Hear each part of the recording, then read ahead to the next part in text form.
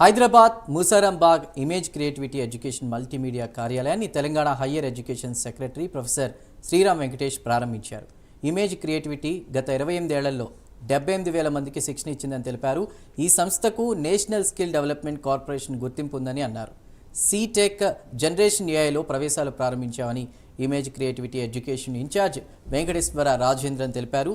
Animation, VFX, gaming, UI, UX design, గ్రాఫిక్స్లో విద్యార్థులకు విస్తృతమైన అవకాశాలున్నాయని రాజేంద్రన్ తెలిపారు.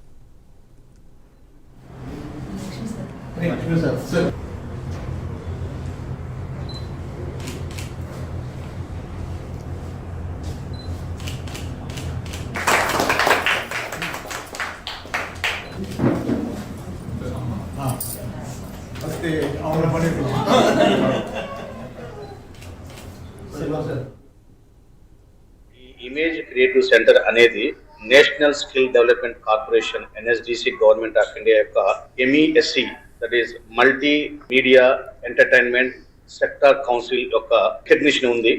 ఈ సర్టిఫికెట్ కూడా చాలా ప్రాధాన్యత ఉంది. ఎన్ఎస్డిసి లోగోతో ఆఫ్టర్ సర్టిఫికేషన్ స్టూడెంట్స్ కి ఇవ్వడం జరుగుతుంది. నాకు తెలిసిన విషయం ఏంటంటే ఇప్పటిదాకా ఇమేజ్ క్రియేటివ్ ఎడ్యుకేషన్ అనే సంస్థ గత 28 సంవత్సరాలలో 78,000 మంది విద్యార్థులకు శిక్షణ ఇచ్చారు. అందులో దాదాపు 50,000+ విద్యార్థులకు జాబ్స్ వచ్చాయని తెలిసింది. సో ఇలాగనే ఈ సెంటర్ లో కూడా హైదరాబాద్ లో రెండో సెంటర్ అని తెలిసి ఈ సెంటర్ లో కూడా మల్టీమీడియా ఎడ్యుకేషన్, క్రియేటివ్ టెక్నాలజీలో నైపుణ్యం పొందిన విద్యార్థులకు కూడా తప్పక ఉద్యోగాల అవకాశాలు వస్తాయి. ఎందుకంటే ఇది national skill development corporation government of India certification కాబట్టి తప్పకుండా ఆ క్వాలిటీ మెయింటైన్ చేస్తారు కాబట్టి తప్పకుండా జాబ్లు వస్తాయి.